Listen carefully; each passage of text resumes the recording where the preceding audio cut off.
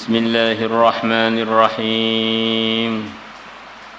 Wa an Zirr bin Hubaysh qala, beliau mengatakan, ataitu, aku telah mendatangi Safwan ibn Assal radhiyallahu anhu. As'aluhu, aku bertanya kepada beliau, anil mashi 'alal khuffaini, mengenai mengusap atas dua mojah. Qultu, aku mengatakan, fadzakaral hadis, maka beliau menyebutkan mengenai hadis yang kaitan dengan membasuh atas, mengusap atas dua khuf, dua mojah. Ila angkal, sampai rawi mengatakan Zir, fakultu, aku mengatakan. Jadi di antara hadis mutawatir adalah hukum bolehnya mengusap atas khuf, atas mojah, semacam kaos kaki yang terbuat dari kulit yang bisa untuk berjalan dan melindungi kaki itu dari resapan air. Ini termasuk hadis yang rawinya mutawatir, dan itu pembeda antara kita ahlu sunnah dengan orang Syiah. Di orang Syiah tidak ada al-mashu 'alal khuffain. Jadi antara ciri khasnya ahlu sunnah adalah ada al-mashu 'alal khuffain. Fakultu, aku mengatakan, hal sami'tahu, apakah engkau pernah mendengar Nabi yadhkuru fil hawa syai'a, beliau menyebutkan mengenai cinta, mengenai kesenangan, syai'an, sesuatu, penyebutan. Pernahkah engkau dengar Nabi berbicara mengenai cinta? Di dalam diri kita itu ada rasa cinta. Normalnya orang begitu itu. Kalau orang nggak normal beda lagi, nggak dibicarakan. Dikirim ke rumah sakit Solo. Qal, sahabat Sofwan mengatakan, na'am, ya, saya pernah mendengar Nabi menyebutkan mengenai cinta. Kunna, adanya kami ma'a Rasulillah, bersama Rasulullah sallallahu alaihi wasallam, fi safarin, di dalam sebuah perjalanan. Fabaina nahnu 'indah, maka di tengah-tengah waktunya kami di dekat Nabi. Idznadahu a'rabiyun, tiba-tiba memanggil Nabi a'rabiyun, seorang A'rabi, bi sautin lahu jahwariyun, dengan suara dia yang lantang, yang keras. Ya Muhammad, dengan keras, ya Muhammad. Fa'ajabahu, maka menjawab panggilannya Arabi tadi Rasulullah sallallahu alaihi wasallam, nahwan, seperti min sautihi, suaranya si Arabi. Nabi pun menjawab dengan lantang juga. Dalam sebagian riwayat, a'la min sautil Arabi, lebih kencang melebihi suaranya si Arabi tadi. Kenapa Nabi ditanya? Karena Nabi tidak pengen si A'rabi tadi lebur amalannya gara-gara mengeraskan suara melebihi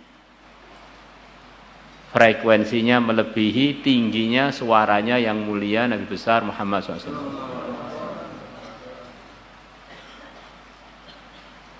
Jadi Allah menegur orang-orang yang mengeraskan suaranya melebihi suaranya Nabi, ang tahbata a'malukum wa antum la tash'urun, amalan kalian itu akan lebur tanpa kalian rasa.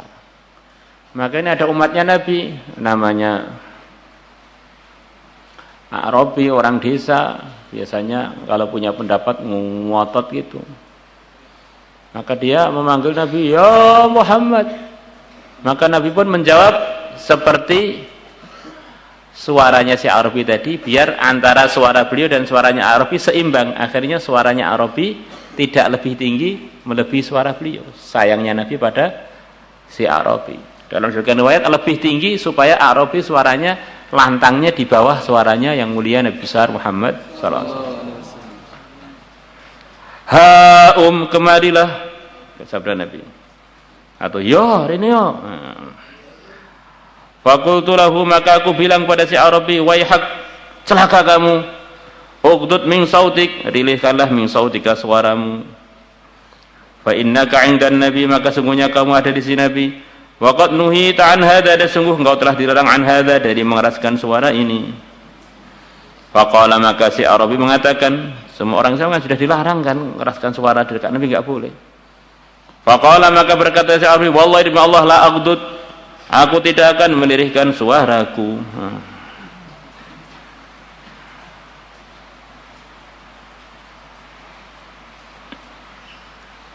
Qala, berkata al-Arabi, si Arabi, al-mar'u, ada seseorang, yuhibbul qauma, yang dia mencintai sebuah kaum, walamma yalhaq bihim, sedangkan dia tidak bisa nyusul kaum itu di dalam amalannya. Kaum di sini ini maksudnya orang-orang soleh. Ada seorang, dia ini cinta kepada orang-orang soleh, tapi amalan dia nggak bisa nyusul orang-orang soleh itu. Qala, bersabda an-Nabiyyu sallallahu alaihi wasallam, al-mar'u ma'a man ahabba yaumal qiyamah, seseorang akan dikumpulkan dengan orang yang dia cintai pada hari kiamat.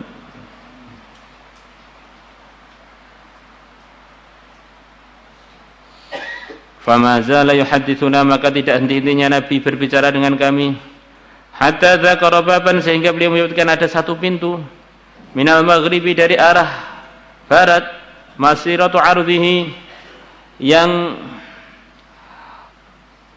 luas perjalanan bentangannya, au yasiru raqibu fi ardhihi, atau berjalan orang yang menunggang fi ardhihi, di dalam bentangannya, arba'ina au sab'ina aman, 40 atau 70 tahun. Ada pintu yang begitu luas, itu jarak antara pojok pintu sampai pojok pintunya itu, kalau orang nunggang perjalanan 70 tahun. Min qibalis Syam, dari arah negeri Syam.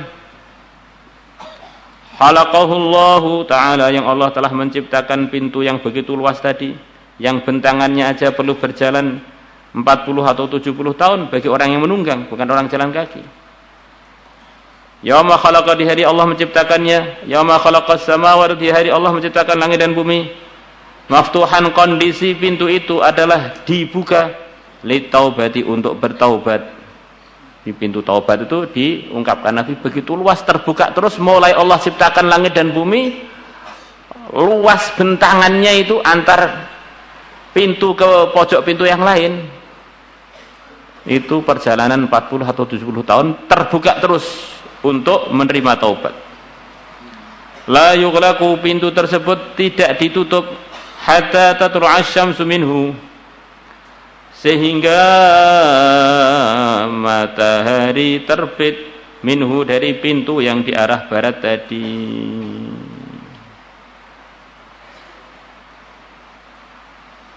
Dan ini pintunya bagaimana bentuknya? Wallahu alam. Ya jelas itu makhluknya Allah yang berupa pintu taubat. Bahwa selama orang itu mau taubat, terbuka terus sayangnya Allah kepada hambanya.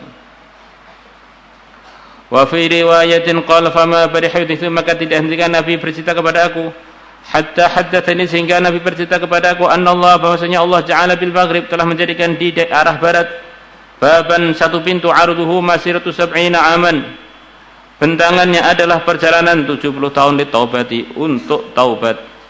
La yughlaqu, tidak ditutup pintu taubat itu, malam tatlu'i syamsu min qibalihi, selama matahari belum terbit dari arah pintu itu. Wadzalika, dan itu pintu taubat tadi terus terbuka terus selama matahari belum terbit dari itu. Qaulullah ta'ala adalah yang dimaksudkan dari firman Allah ta'ala, yauma ya'ti, akan datang hari, yauma ya'ti, akan datang, yauma ya'ti, hari yang akan datang, Ba'du ayati rabbika, sebagian tanda-tanda kebesaran Tuhanmu akan datang suatu hari, sebagian tanda-tanda kebesaran Tuhanmu akan datang hari la yang fa'u, tidak akan bermanfaat nafsan kepada jiwa, imanuha, imannya jiwa tersebut, yaitu hari dari pintu taubat terbit matahari. Matahari terbit dari barat. Rawahu Tirmidzi wa qala fi kullin minhuma haditsun hasanun sahih. Beliau mengomentari dua hadis tadi adalah hadis hasan sahih. Wa an Abdullah bin Amr radhiyallahu anhu 'an Nabi sallallahu alaihi wasallam qala, beliau mengatakan, beliau bersabda, innallaha, sungguhnya Allah, yaqbalu, menerima taubatal abdi, taubatnya seorang hamba, malam yugharghir, selama hamba tadi nyawanya sampai ke tenggorokannya atau sampai melalui tenggorokannya.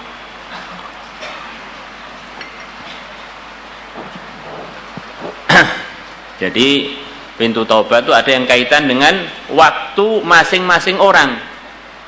Kalau kaitannya dengan waktu masing-masing orang, maka selama nyawanya belum lepas dari badannya, belum sampai ke tenggorokannya, pintu taubat untuk dia terbuka terus.